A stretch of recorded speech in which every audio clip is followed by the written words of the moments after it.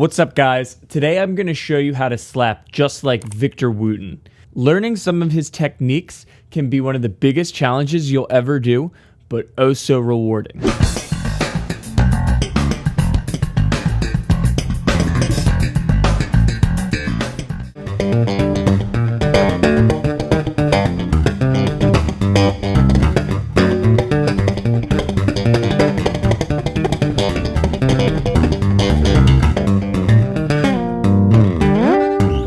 Victor Wooten is one of the most revolutionary bass players of all time. His technical skill and his footprint in the bass world is just as big as any bass player there's ever been. Victor Wooten's been around for a while, and he's most known to people from performing with Bela, Fleck, and the Flecktones. He started playing the bass though when he was a baby. I think he was like 2, and all of his brothers played music as well. They taught him how to play the bass, and he was in the family band with them. I saw a video once on him talking about how he couldn't get the thumping motion down of Stand by Larry Graham. He just couldn't get the feel of that pulse down with his thumb, so his brother recommended that he go down and up with the thumb. What this ended up doing was birthing the technique of one of the most tried techniques on all of bass guitar, double thumb. So double thumb, of course, is a technique that uses the thumb, and it's substituted instead of a pick. Before combining this with other elements of technique, it's broken down into 3 categories. The first is just the down and up motion of the thumb.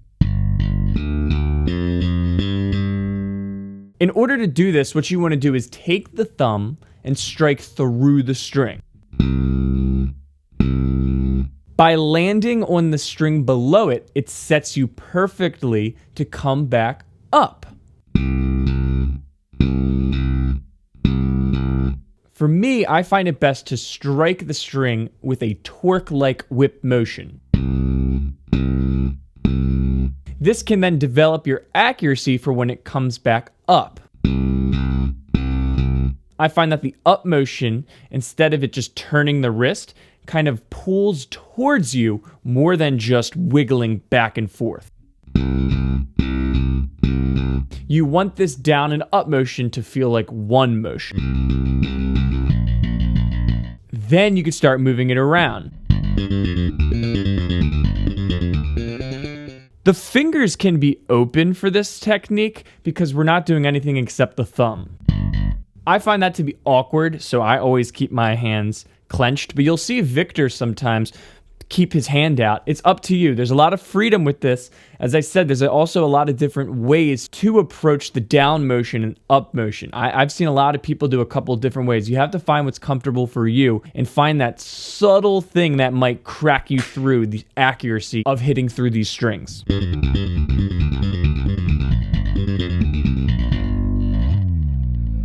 The next motion would to be adding the plucking finger or the popping finger. So we're just going to do finger 1. We're going to go down up with the thumb and then pluck 1. Victor does this all the time and he's completely accurate with it.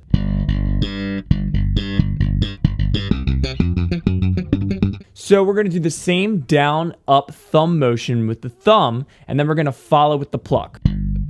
You can't have the hand open in this. You have to have the first finger ready to go. So I would train your hand to kind of clench and find where that sweet spot is, where the first finger is going to be ready to pluck the string you're trying to choose.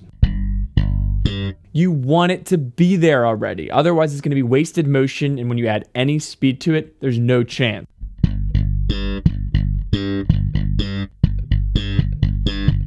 What's really difficult is you'll see Victor do this on one string. This takes complete control, a lot of practice, and even more accuracy. Make sure you really practice slowly to develop that accuracy.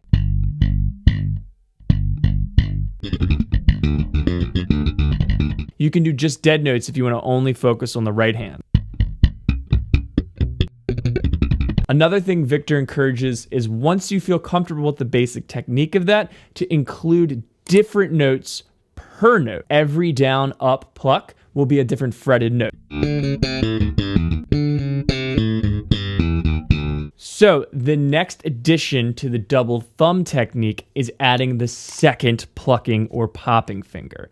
This is extremely tough. I find that people try this too early. Do not do this if you can't do the down up pluck comfortably. With that 3-note grouping, you're going to be able to do so much just with that. Practice months on that before trying to throw in the second finger. That was my biggest mistake. I found how, oh wow, I really need more work with the down up pluck before I throw in the second finger. So do the same thing that you did with the thumb and the down up pluck with the second finger. So we're gonna go down and up, landing on the string, coming back up, and then followed by a 1 and 2. Also needs to have the fingers ready to go. You can't be out with your hand. You need to have both plucking fingers at the string that you're going to be plucking. Otherwise, you have wasted motion and won't be able to do it accurately.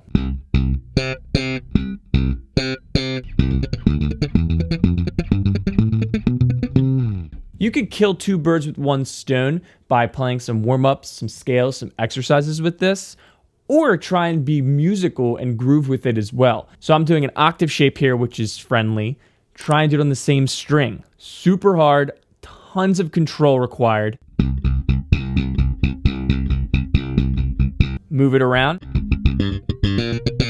Now try and do it with different fretted notes. This is really tough, a brain twister, so make sure you practice ascending and descending. Since we're doing down, up, pluck, pluck, a 4-note grouping right now, try and do it with 4 notes.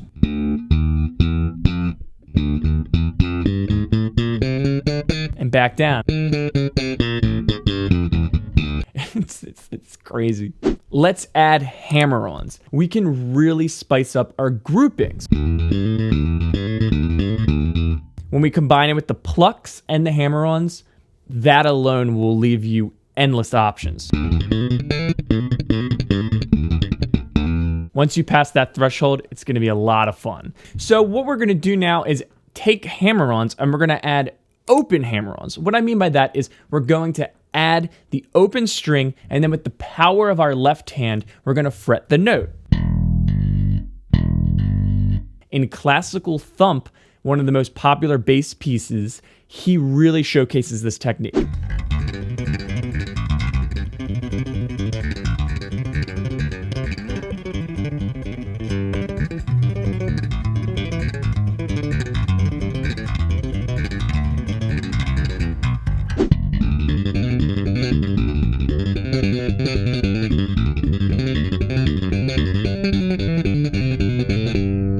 So it sounds way busier than it really is. You're just doing the basic down-up thumb motion, but starting on an open string that's hammering on with a left-hand fretted note.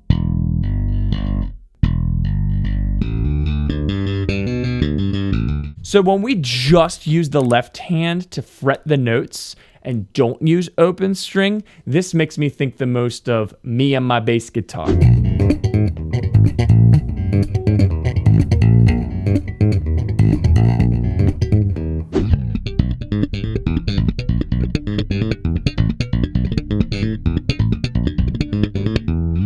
He's really becoming a drummer, I feel like, at this point. He's fretting a bass line with his left hand.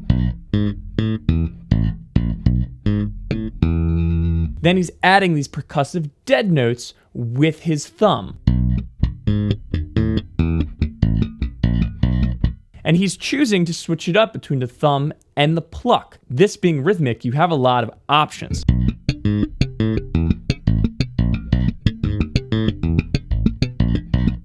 You can hear there's a different timbre, different texture from the pluck to the thumb, so mess around with that. This takes a little bit of brain splitting. I definitely suggest slowing this down to the slowest of speeds, just so you could pick this out. That left hand fretting takes a lot of accuracy, and it takes a lot of power too. So muting is key, because there's a lot of ringing and harmonics that might happen, so you have to work on the accuracy of the left hand in addition to the muting. So it's gonna take a while. Me and My Bass Guitar was the first thing I ever heard by Victor Wooten. I was blown away. Victor plays Fodera, which is a very expensive, amazing bass company, and he's most known for his yin yang bass, and the tone on it is incredible. But on the 1996 album, A Show of Hands, there was no multi-tracking.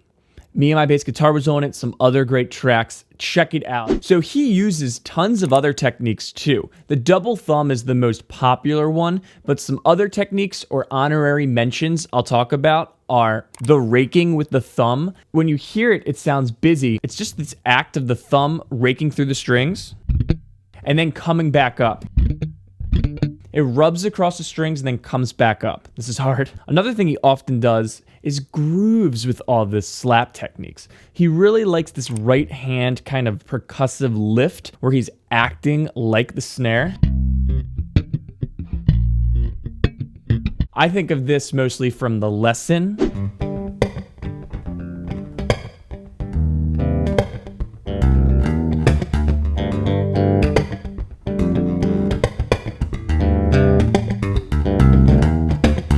It's one of my favorite bass pieces of all time. Like, just that progression I could listen to all day. A lot of times he's playing, he doesn't have accompaniment, so he can supply that in his slap style. One of my favorite quotes from Victor is, if you're gonna learn all the flashy stuff, make sure you can groove first. But I promise you, by learning how to slap like Victor Wooten, your playing will skyrocket. I mean, absolutely.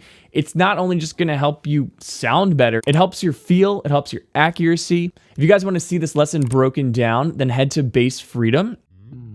All right, guys, that's the video for today. Thanks for watching this. I love doing these breakdowns. Let me know who you want to see me do next. If you're going to shed these techniques, definitely put the reps in. It's going to take a lot of practice, but I promise it's rewarding. Please give this video a like if you enjoyed it. Subscribe to the channel if you want to see more content, bass lessons, other breakdowns. Follow all my social media, and I really appreciate it, and I will see you guys next time. Peace!